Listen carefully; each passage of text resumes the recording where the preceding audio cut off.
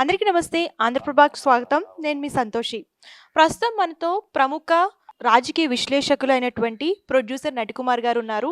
ఆయన అడిగి పూర్తి తెలుసుకుందాం. సార్, అంటే ఇప్పుడు గనక చూసుకున్నట్లయితే నిన్న ఫిలిం ఛాంబర్‌లో ఆంధ్ర గో బ్యాక్ అని చెప్పేసి ఒక నినాదం అనేది నడిచింది. కొంచెం ఉద్రిక్తత అనేది ఏర్పడింది. ఎందువల్ల సార్ ఇలా జరిగింది? నిజంగానే తెలంగాణ వాళ్ళకి అన్యాయం జరుగుతుందా ఏంటి? మన తెలంగాణ అనేది వాళ్ళ రాష్ట్రంలో మనం ఉన్నాం. వాళ్ళ చైర్మన్ ఎవరు, ఎఫ్డీసీ చైర్మన్ ఎవరు? తెలంగాణ వ్యక్తే కదా. ఎవరు? దిల్ రాజు గారే కదా. ఓకే.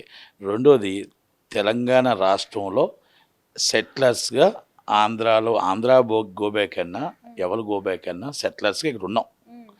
అందరూ వ్యాపారాలు చేస్తేనే ఏ రాష్ట్రమైనా బాగుంటుంది. ప్రపంచంలో ట్రంప్ గారు మొత్తం అమెరికా వాళ్ళు తప్ప ఎవరో ఉండకూడదు అనుకుంటే ఎడారైపోద్ది.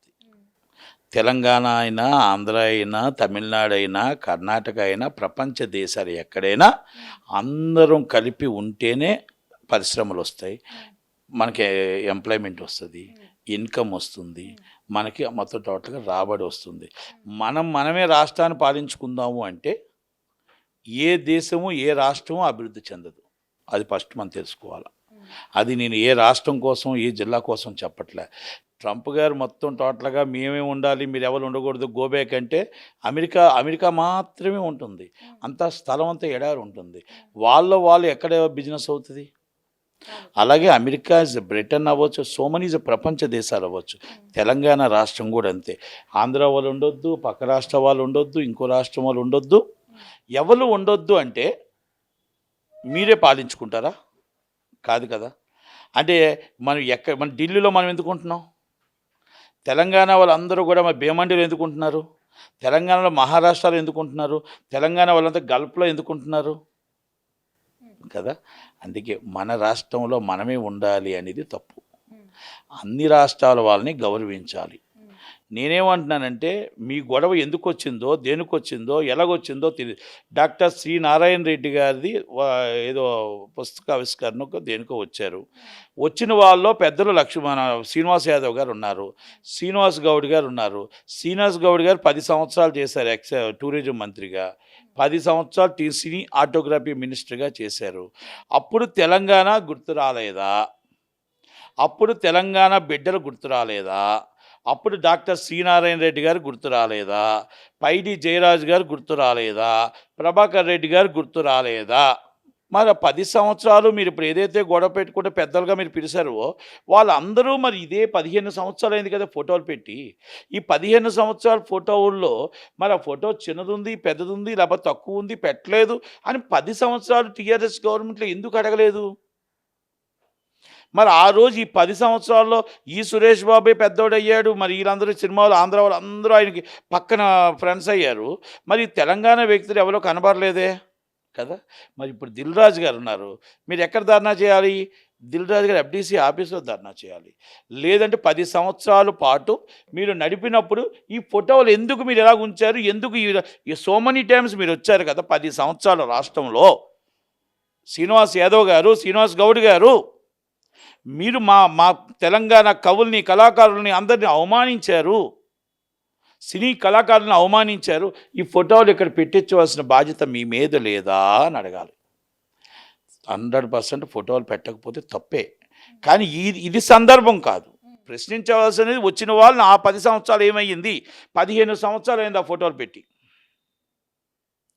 పైడి జయరాజు గారు ఫోటో లేదు అంటే పెద్దది ఫోటో మీరు చేయించి పెడితే కంపల్సరీ పెడతారు. ఒకటి. రెండోది, మీరు డాక్టర్ శ్రీనారాయణ రెడ్డి గారి ఫోటో లేదంటే పెడతారు, ఇంకొక ఫోటో లేదంటే పెట్టారు. అది ఎక్కడ అడగాలి? Government of Telangana is Dil Raju గారి office, FDC is most responsibility FDC. సినిమాకి ఏం కావాలా? టూరిజం, సినీ ఆటోగ్రఫీ మినిస్టర్, అంతే కదా. మరి ఎందుకు అడగలేదు? మీరు ఈరోజు వచ్చి గొడవ పెట్టి అక్కడ మనం గో బ్యాక్ ఆంధ్ర అంటే అవుతుందా? మీరు ఒక్కసారి ఆలోచించండి. ఇప్పుడు అన్నదమ్ములుగా ఉన్నాం. ఇప్పుడు మొత్తం టోటల్గా ఇందాక మరి సీఎం రమేష్ గారు చెప్పినట్టు ఆంధ్ర వాళ్ళే కాంట్రాక్టులు చేస్తున్నారు. మరి ఇక అప్పుడు కాంట్రాక్టులు ఆంధ్ర వాళ్ళే చేశారు, ఇప్పుడు ఆంధ్ర వాళ్ళే పెత్తనం చేస్తున్నారు. అంటే మరి మీరు చెయ్యండి, తప్పేం లేదు కదా. మిమ్మల్ని కాదని చెప్పట్లేదు కదా. అవును, మేము కాదంటున్నావా? మరి ఈరోజు మీరు ఆంధ్ర అని ఇప్పుడు వస్తప్పుడు మీరు ఫస్ట్ వచ్చేటప్పుడు ఎఫ్డీసీని అడగాలి, మీ దిల్ రాజు గారిని అడగాలి, మీరు ఇంతకుముందు ఉన్న శ్రీనివాస్ యాదవ్ గారిని అడగాలి. ఏమన్నా నీ పరిశ్రమలో 10 సంవత్సరాలు మమ్మల్ని సర్వనాశనం చేసావు కదా, కవులన్నో కళాకారులన్నో సినిమా వాళ్ళన్నో మమ్మల్ని తెలంగాణకి దూరం చేసావు కదన్నా, ఈ 10 సంవత్సరాలు నువ్వు సాధించింది ఏంటన్నా సీనన్నా అని అడగాలి. టూరిజం మంత్రిగా నువ్వు ఉన్నావు కదన్నా, నువ్వేం టూరిజం డెవలప్ చేసావన్నా, రిలేటెడ్ బై సినిమా ఇండస్ట్రీ కూడా మీకు కలిసి వస్తుంది కదన్నా, మా తెలంగాణ బిడ్డలకు మా కవులకు కళాకారులకు మా ఆర్టిస్టులకు ఎక్కడ స్వేచ్ఛ ఇచ్చావన్నా అని అడగాలి. మీరు ఇప్పుడు అందరినీ అక్కడ పెట్టుకొని వచ్చి మీరు ఇప్పుడు కాంగ్రెస్ మీద ఇప్పుడు కాంగ్రెస్ వాళ్ళకి యాంటీగా వచ్చి మీరు చేసినట్టే ఉంది తప్ప, అది బీఆర్ఎస్ ధర్నాలాగా ఉంది తప్ప ఇంకోట్లా లేదు. ఒకసారి ఆలోచించండి. నేను మిమ్మల్ని కించపరచట్లేదు, మిమ్మల్ని బాధ పెట్టట్లేదు. ఇది అన్నీ ఒక్కసారి మనసుతో ఆలోచించండి. ఆంధ్ర వాళ్ళందరూ వెళ్ళిపోవాలి, తమిళనాడు వాళ్ళు వెళ్ళిపోవాలి, కర్ణాటక వాళ్ళు వెళ్ళిపోవాలి. వెళ్ళిపోదాం, ఒక నిర్ణయం తీసుకోండి, అందరూ వెళ్ళిపోదాం. మీరు ఒక్కలే పాలించుకుంటారా?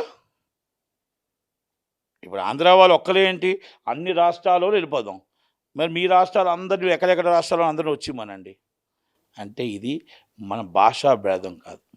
అన్నదమ్ములుగా ఉన్నాం, అన్నదమ్ములుగానే మాట్లాడుకుందాం. అన్నదమ్ములుగా తప్పు జరిగితే దాన్ని కూర్చొని సర్దిద్దుకోవాల్సిన మాటలు మనం మాట్లాడుకోవచ్చు. గోబ్యాక్ అన్నా మనం కుట్టుకొని కొట్లాడుకున్నా మనం అక్కడ భద్ర కొట్టినా ఏమొస్తుంది చెప్పండి? మళ్ళా ఉద్యమం మీరు స్టార్ట్ చేస్తున్నారు. ఏం ఉద్యమం? దేనికి ఉద్యమం?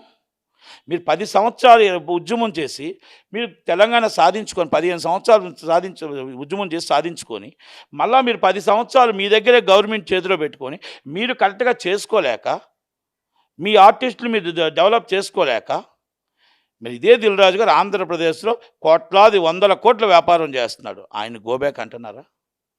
ఇదే తెలంగాణ కాంట్రాక్టర్లు అందరూ ఆంధ్రాలో బిజినెస్లు చేస్తున్నారు, గోబ్యాక్ అంటున్నారా? ఇది వ్యాపారం, ఎవరి వ్యాపారం వాళ్ళు చేస్తారు. 10 సంవత్సరాలు కేసీఆర్ గారు చేసింది ఏంటో చెప్పమానండి. శ్రీనివాస్ యాదవ్ గారు సినిమాటోగ్రఫీ మినిస్టర్గా చేసింది ఏంటి, ఇప్పుడు చెయ్యింది ఏంటి 15 నెలల్లో? ఇది 15 సంవత్సరాలు అయింది ఆ ఫోటోలు పెట్టి. మీరు ఈరోజు మాట్లాడడం ఎందుకు? ఆ రోజే మాట్లాడాలి కదా. ఇంకోటి, అక్కడ ఉన్న చాలామంది పెద్దలు ఉన్నారు, రోజు వస్తారు, రోజు ప్రొడ్యూసర్ కౌన్సిల్ కూర్చుంటారు, మాట్లాడుతూ రోజు ఆ ఫోటోలు చూసేటప్పుడు ఒక్కసారి కూర్చొని, అన్న ఈ ఫోటో పైడి జయరాజు గారి ఫోటో లేదు, లేకపోతే కాంతారా గారి ఫోటో లేదు, లేకపోతే పలానా ప్రభాకర్ రెడ్డి గారి ఫోటో, పెద్దలు వాళ్ళని మేము గౌరవించాలా, 100% గౌరవిస్తాం. కానీ అది మీరు చెప్తే పెట్టకపోతే అప్పుడు అడగాలి కదా. మీరు ఏదో ప్రోగ్రాం పెట్టుకున్నారు, ఆ ప్రోగ్రాంకి వచ్చి మీరు వచ్చి గొడవ పెట్టుకొని అంతమంది వచ్చి లోనకు వచ్చి దాడి చేయడానికి ప్రయత్నం చేయడం, పోలీసులు రావడం అనేది ఇది అవమానకర విషయం, బాధాకర విషయం. బాధతో మాట్లాడుతున్న మాట నేను ఒకటే, అందరూ అన్నదమ్ములే. మేము ఇక్కడ వచ్చి 35 సంవత్సరాలు అయిపోయింది. మమ్మల్ని వెళ్ళమని అంటానికి, మిమ్మల్ని వెళ్ళటానికి కాదు. ఇక్కడ మా పిల్లలు ఇక్కడే పుట్టారు, మా పిల్లలు తెలంగాణ, మేము ఆంధ్రప్రదేశ్. అలా కాదు. సెటిలర్స్ అంటే మన అందరూ అన్నదమ్ములుగా ఉండాలి. ఈ ప్రాంతీయ భేదాలు రాకూడదు. 10 సంవత్సరాలు మరి ఆయన ఉన్నప్పుడు రానివి ఇప్పుడు ఆయన ఎందుకు తీసుకొస్తున్నాడు? ఆయన ఉన్నప్పుడు కడుపులో పెట్టుకొని చూస్తానన్న కేసీఆర్ గారు ఏమయ్యారు? ఇప్పుడు మరి ఆయన గోబ్యాక్ అంటున్నారు అంటే దాని అర్థం ఏంటి? ఆయనకి అధికారం లేదనా? అధికారం ఇస్తే కడుపులో పెట్టుకుంటాడా? అధికారం పెట్టుకోకపోతే గోబ్యాక్ అంటాడా? ఇది కేసీఆర్ గారు, కేటీఆర్ గారు, శ్రీనివాస్ యాదవ్ గారు, శ్రీనివాస్ గౌడ్ గారు సమాధానం చెప్పాలా. దాడిని బీఆర్ఎస్ దాడిగానే పరిగణించవలసి వస్తుంది. మీకు పదవులు ఉంటే కడుపులో పెట్టుకుంటారు, పదవులు లేకపోతే గోబ్యాక్ అంటారా అని సమాధానం చెప్పవలసిన బాధ్యత వాళ్ళ మీద ఉంది. నేను ఇంకోటి కూడా చెప్తున్నా, ఫోటోలు పెట్టకపోవడం తప్పు, ఫోటోలు లేకపోతే పెట్టించవలసిన బాధ్యత మన మీద ఉంది. ఎందుకంటే వాళ్ళు కవులు కళాకారులు, వాళ్ళు పెద్ద ఆర్టిస్టులు, వాళ్ళు ఎంతో త్యాగాలు చేసిన వ్యక్తులు, అలాంటి వ్యక్తులు మన ఫోటోలు పెట్టాలి. పెట్టే మార్గం ఇది కాదు. ఆ మార్గం మనం వేరే విధంగా మనం మాట్లాడవలసిన విషయాలు ఉన్నాయి తప్ప ఈ విధంగా దాడి ప్రయత్నం కరెక్ట్ కాదు, గోబ్యాక్ అనడం ప్రయత్నం కరెక్ట్ కాదు అనేది ఇది నా అభిప్రాయం. ఒక ప్రొడ్యూసర్ కౌన్సిల్ జాయింట్ సెక్రటరీగా నేను మొత్తం టోటల్గా ఏం మాట్లాడినా ఇది మాత్రం నేను పూర్తిగా ఖండిస్తూ బాధతో చెప్తున్న మాటలే. ఎందుకంటే ఆల్రెడీ అక్కడ ఉన్నారు చాలామంది, అక్కడ ఉన్నవారు ఆల్రెడీ మాట్లాడుతున్నాం మన గోబ్యాక్ ఎందుకు? అన్నదమ్ముల్లో కూర్చొని మాట్లాడుకొని చేసుకోవాలి. ఎవరో ఒక తప్పు చేస్తే మొత్తం ఇండస్ట్రీ తప్పే చేయదు కదా. తప్పు జరిగి ఉంటుంది, నేను కాదు అని చెప్పను. దాన్ని సర్దిద్దుకొని చేయాల్సిన బాధ్యత ఉంటుందని నా ఉద్దేశం. Thank you very much. Thank you.